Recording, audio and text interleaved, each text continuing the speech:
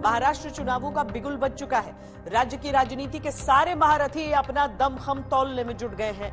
महाविकास अघाड़ी और महायुति दोनों गठबंधन दो दो हाथ करने के लिए कमर कस चुके हैं। सवाल यह है कि 5 महीने पहले जो महाविकास अघाड़ी महायुति पर भारी पड़ी थी, वो विधानसभा चुनावों में क्या अपना मोमेंटम कायम रख पाएगी या फिर हरियाणा में हैट्रिक से गदगद बीजेपी के नेतृत्व में महायुति बाजी मारेगी। शिवाजी महाराज की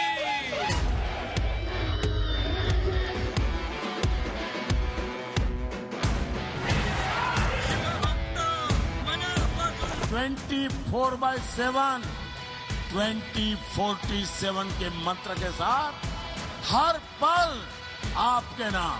महाराष्ट्र को लूटकर उन्हें जिस तरह से गुजरात में हमारे सब उद्योग लेके गए, उसकी भी लड़ाई महाराष्ट्र में सब जनता हमारे साथ कर रही है। श्रीमान उद्धव ठाकरे औरंगजेब फॅन क्लब के नेता, सत्ता पक्षाला चिंता नाही, मुख्यमंत्री स्वतःच बसलेले आहे, त्यांना विचारा तुमचा चेहरा तर सांगा। वय जास्त झालं, 82 झालं, 83 झालं, तुम्ही कधी थांबणार आहात का नाही? आता नक्की वेळ आली की विरोध करून चालणार नाही। गाडीने तुमची महाविकास आघाडी खड्ड्यात घालण्याचं काम केलं आहे।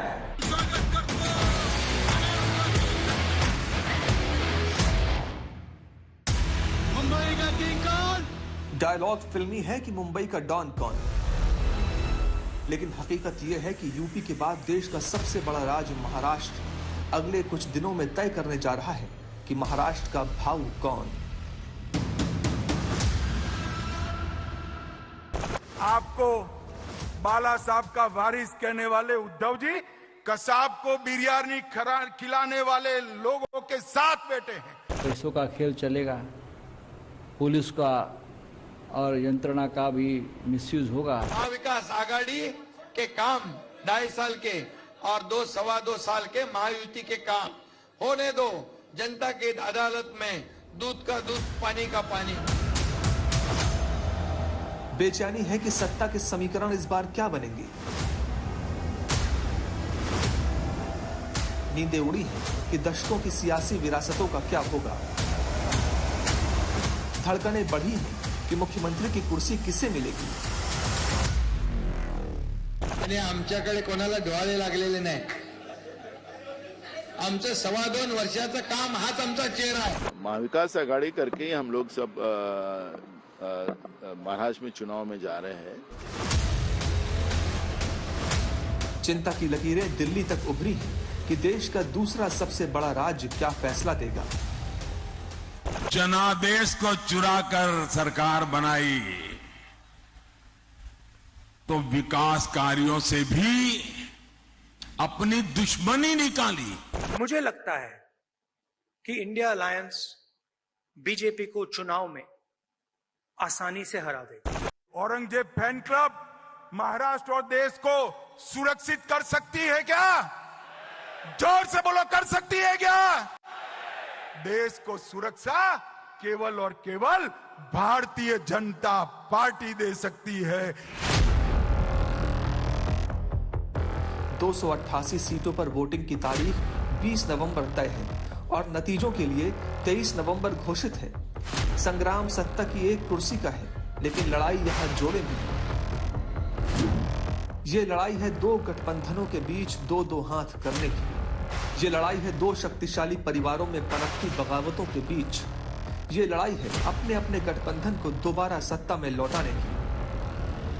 महाराष्ट्र की बात ऐसी है, भारतीय जनता पार्टी और उनके जो चेले चपाटे हैं, चोर लफंगे, उनके साथ वो चुनाव हारने जा रहे हैं। किसी भी हालत में जीत नहीं पा रहे। वो लगातार इस प्रकार की बातें बोलते रहे, वो हम लोगों की सबसे बड़ी शक्ति है। उनके कारण ही INDIA को नुकसान होता है, तो वो हमारी मदद करते हैं। तो हम तो चाहते हैं उस प्रकार से दिन में कम से कम 4-5 बार प्रेस कॉन्फ्रेंस लें और इस प्रकार के अनर्गल वो प्रलाप करते रहे। राजनीतिक दावेदारियों के बीच सवाल यह है कि जनता के बीच वोट के मुद्दे क्या हैं? मुख्यमंत्री के लिए जनता की पसंद कौन है? किस गठबंधन पर है जनता को अधिक भरोसा? क्या एंटी इनकम्बेंसी का मुद्दा असर दिखाएगा?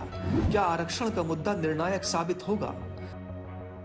आने वाले विधानसभा में बीजेपी की सरकार बैठना चाहिए अच्छे काम हो रहे हैं। आम जनता का जो महंगाई पे बजट बढ़ गया, इसको ऊपर से यंग जनरेशन जो है डिग्रियां लेके बैठी हुई है, उनको रोजगार नहीं मिल रहा। विकास तो मुद्दा है, इन्होंने विकास भी किया है और हमारे आमदार जो है माननीय मोहन भाऊ जी, उन्होंने बहुत हमारे यहाँ पे डेवलपमेंट किया है और हमारी उम्मीद है फिर से वही चुन के आने को होना। जो लोग बेचारे 5 साल 10 साल से एक ही नेता को मतदान करते हैं और फिर ये चुनाव के वक्त इधर से उधर से उधर जाते, तो ये सब चीजें गलत होती है। तो ऐसे लोग चुन के आना चाहिए जो विकास के लिए काम करते हैं। सबसे बोलो तो महंगाई और बेरोजगारी, ये दोनों मुद्दे ध्यान में रखते हुए वोटिंग करेंगे। पिछले 5 साल में महाराष्ट्र की राजनीति खूब बदली है। 4 पार्टियां 6 में बदल गई। पार्टियों और परिवार के प्रति निष्ठाएं बदल गई। नाम और निशान बदल चुके हैं। लड़ाई का मैदान बदल चुका है। कभी महाराष्ट्र की राजनीति मराठा और गैर मराठा के बीच चला करती थी। इस बार जातियों का बोलबाला है। क्षेत्रानुसार सोशल इंजीनियरिंग की बड़ी भूमिकाएं हैं।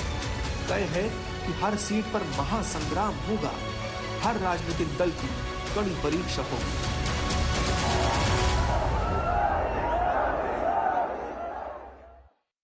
लोकसभा चुनावों के बाद अगर देखा जाए तो सही मायनों में महाराष्ट्र और झारखंड चुनाव ऐसे चुनाव होंगे जिनमें एनडीए और इंडिया गठबंधन के बीच सीधी फाइट होगी। इन राज्यों में बीजेपी कांग्रेस नहीं बल्कि महाविकास आघाड़ी और महायुति गठबंधन की अग्नि परीक्षा होनी है। उससे भी कहीं अधिक ये सेना वर्सेस सेना और पवार वर्सेस पवार का इम्तिहान भी है।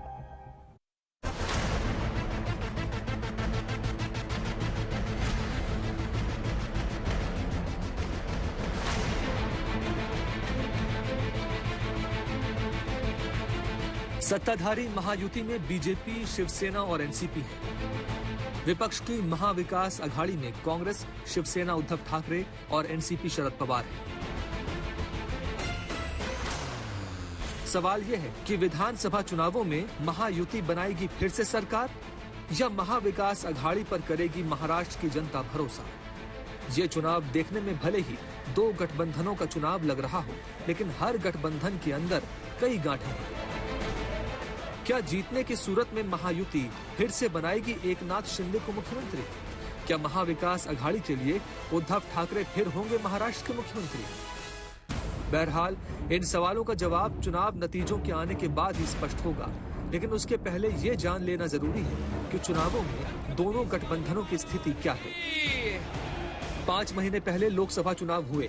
अगर उन्हें ही पैमाना मानकर नब्ज नापी जाए तो एक हद तक कुछ समय पहले तक की गठबंधनों की स्थितियों का आकलन किया जा सकता है। लोकसभा चुनाव के नतीजों में महाराष्ट्र में एनडीए ने 17 सीटें जीती, 1 सीट अन्य को गई, जबकि महाविकास आघाड़ी ने 30 सीटें जीत ली थी। अब अगर लोकसभा के हिसाब से विधानसभा चुनावों को समझने की कोशिश की जाए तो महाराष्ट्र की कुल 288 विधानसभा सीटों में से 153 सीटों पर महाविकास आघाड़ी आगे थी, जबकि महायुति 126 सीटों पर बढ़त बनाए हुई थी। गठबंधन में शामिल पार्टियों की स्थिति के हिसाब से देखें तो लोकसभा चुनाव के समय महायुति में बीजेपी 79, शिवसेना 40, एनसीपी 6 और आरएसपी 1 सीट पर आगे थी। महाविकास आघाड़ी में कांग्रेस 63 सीटों पर, शिवसेना उद्धव 57, एनसीपी शरद पवार 33 सीटों पर आगे चल रही थी। महाराष्ट्र विधानसभा में बहुमत का आंकड़ा 145 सीटों का है। इस हिसाब से महाविकास आघाड़ी का पलड़ा थोड़ा भारी दिखता है, लेकिन इस बीच हरियाणा चुनाव हो चुके हैं और बीजेपी जीत के मोमेंटम पर सवार है। ऐसे में क्या स्थितियां नहीं बदलेंगी? क्योंकि हरियाणा में पिछले 5 महीने पहले की स्थिति तो बिल्कुल पलट गई। वहाँ लोकसभा का ट्रेंड चला ही नहीं। हर चुनाव का एक अलग अलग परसेप्शन होते हैं।